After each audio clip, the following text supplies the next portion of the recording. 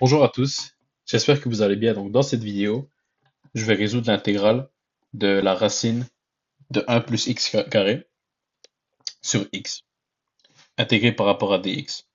Donc, dans ce cas-ci, étant donné que j'ai un radical au numérateur, ben c'est comme le signe direct que je devrais utiliser la technique d'intégration qui est la substitution trigonométrique.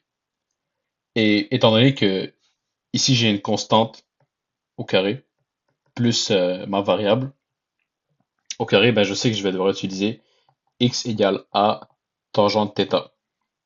Et juste pour petite parenthèse, si jamais ça aurait été la constante moins la variable, ben là je sais que j'aurais dû utiliser x égale a sinus θ. Et à l'inverse, si ça aurait été la variable moins la constante, ça aurait été x égale a sécante θ pour la substitution. Mais dans ce cas-ci, je sais que c'est tangente, donc je vais me focaliser sur ça pour le reste de la résolution du problème. Donc, ici, mon cas, c'est 1 au carré plus x carré. Donc, je peux tout simplement dire que x égale à tangente θ. Étant donné que le 1, il multiplie, mais j'ai pas besoin de l'écrire. Donc, mon dx, ça va être tout simplement sécante carré de θ. Donc, la dérivée de tangente. Et bien sûr, j'ajoute le dθ. Parce que, dans le fond, là, je vais réécrire l'intégrale. Mais il faut garder en tête que là, on est vraiment dans le monde de dθ. On n'est pas dans le x. Donc ici, je vais vraiment écrire dθ. Donc je juste vais être clair avec ça pour éviter toute confusion. Donc ici, je vais être très méthodique. Euh, je vais vraiment aller étape par étape pour que ce soit clair. Donc en haut, j'ai x carré, tangente θ au carré. Et dans le dénominateur, c'est juste tangente θ. Mais après, il faut que je rajoute en fait le sécante carré θ dθ. Donc ici, je vais utiliser l'identité trigonométrique qui suit. Donc c'est 1 plus tangente carrée de θ qui est égal à sécante carré de θ. Donc ici, je vais un peu faire l'inverse, c'est-à-dire que mon 1 plus tangente θ au carré, bon en fait ça, je peux juste l'écrire comme ça. Ça, je vais le voir comme sécante θ, en fait sécante carré. Et le sécante carré, ben, je vais le voir comme 1 plus tangente carré. Donc je vais faire un peu l'inverse pour que toute mon intégrale se fasse bien. Donc en fait ici c'est juste la racine de sécante carré θ qui est juste en fait sécante. Et après sur tangente θ. Et il faut pas oublier que en fait ça c'est vraiment devenu 1 plus tangente au carré θ dθ.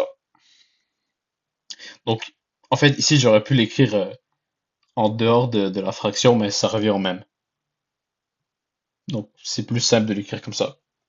Donc après ici je vois que je peux comme simplifier ma fraction en mettant mon 1 sur tangente et tangente au carré sur tangente. Donc dans le fond, ça ici, euh, ça devient juste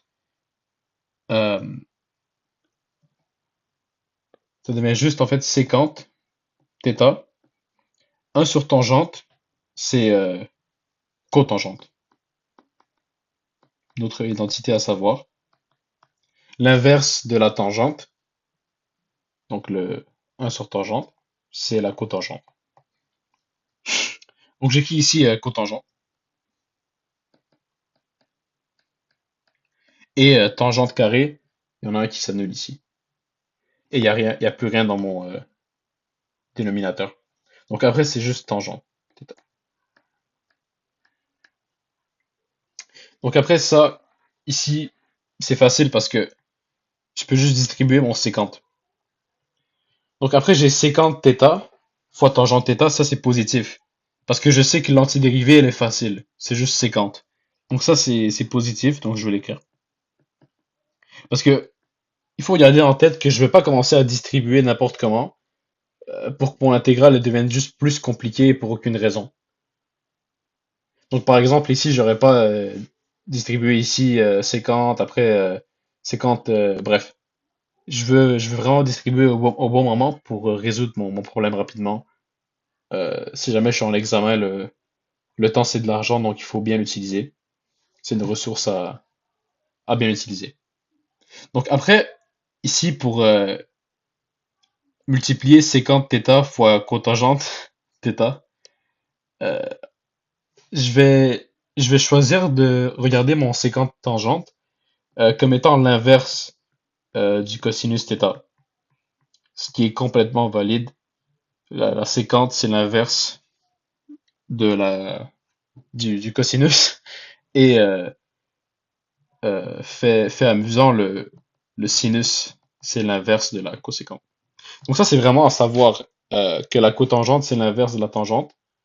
La séquente, c'est l'inverse du cosinus. Et la coséquente, c'est l'inverse du sinus. Donc c'est toujours très important à avoir ça en tête durant la résolution des intégrales trigonométriques. Ça aide à sauver du temps et à résoudre le problème facilement. Donc en fait, ici, 1 sur cosinus, ça va être multiplié à la cotangente. Mais on sait que la cotangente, je peux aussi l'exprimer comme étant le cosinus θ sur sinus θ. Pourquoi? Parce que rappelez-vous que la cotangente, c'est l'inverse de la tangente. Et on sait tous que la tangente, c'est égal à sinus θ sur cosinus θ. Donc, étant donné que la cotangente, c'est l'inverse, je sais que je peux inverser mon tangente et que ça donne ça. Donc en fait, c'est 1 sur cosinus fois cosinus θ sur sinus. Et ici, il y a un sinus qui s'annule. Donc après, ici, je finis avec plus 1 sur sinus dθ. C'est un peu chaotique, ça, je vais le bouger.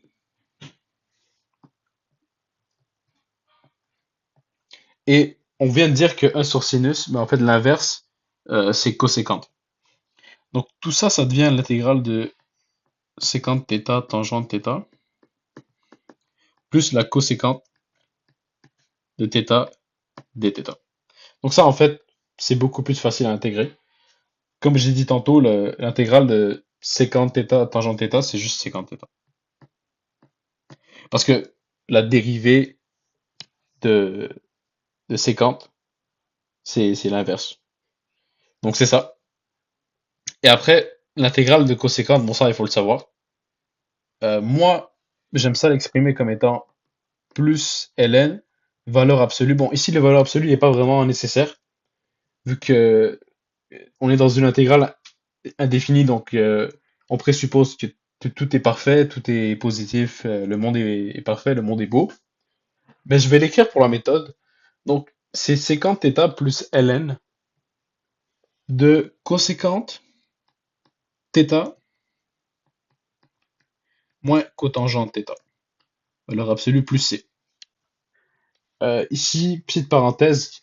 Donc, en fait, ça ici, l'intégrale de coséquente, je peux aussi la réécrire sous cette manière. Donc, moins ln, valeur absolue de coséquente θ plus cotangente θ. En fait, les deux manières sont équivalentes.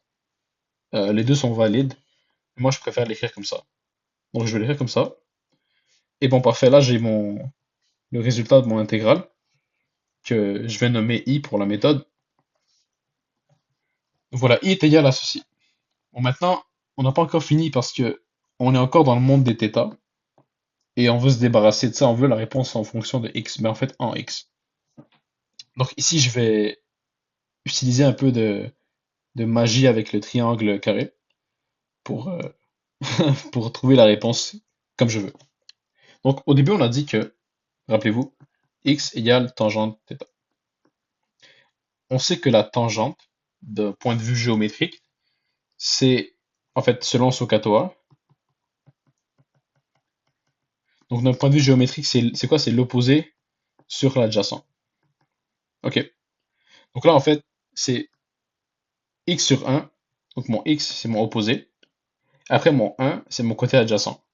Et là, je cherche ici mon hypoténuse parce que, en fait, je veux chercher mon coséquente et mon cotangente. Mais en fait, l'hypoténuse, ça va toujours être ce qu'il y a ici au début, donc.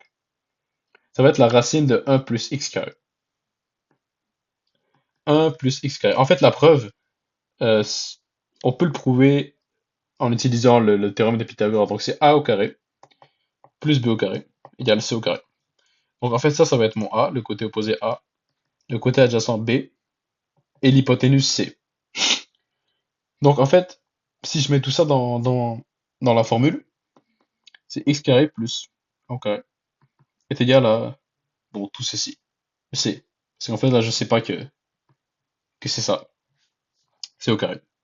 Et donc, après, en prenant la racine des deux côtés, ben, je trouve effectivement que mon c, donc mon hypoténuse, est égal à x carré plus 1. Ou, comme le problème le dit, 1 plus x carré, c'est la même chose. Donc ça, c'est ça.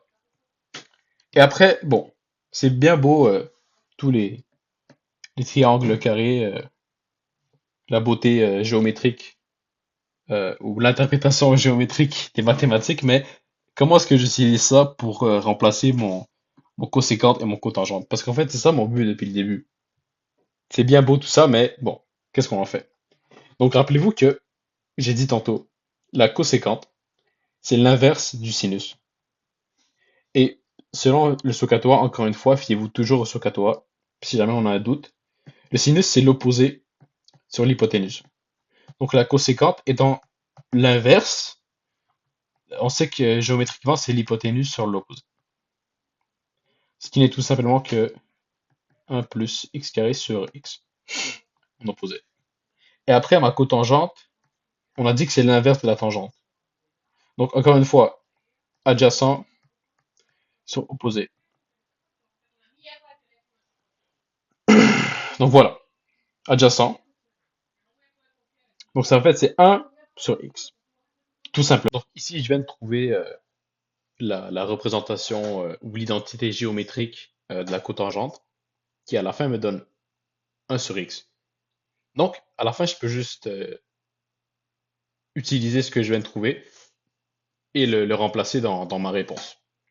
Mais avant ça, il faut juste que je trouve le séquente. Donc en fait, séquente de θ, on se souvient que la séquente, c'est l'inverse du cosinus. Et étant donné que le cosinus, c'est adjacent sur hypoténuse, ben la séquente, ça doit être sans faute hypoténuse euh, sur adjacent. Ce qui, oups, ce qui dans ce cas-ci, en fait, c'est juste ça. Donc, la racine du début sur le côté adjacent, donc 1. Donc en fait, ça, je peux juste l'effacer et dire que ma séquence, c'est juste la racine de 1 plus x carré. Donc maintenant, je vais tout remplacer ça dans ma réponse. Donc I, mon intégrale du départ, est égale à la racine de 1 plus x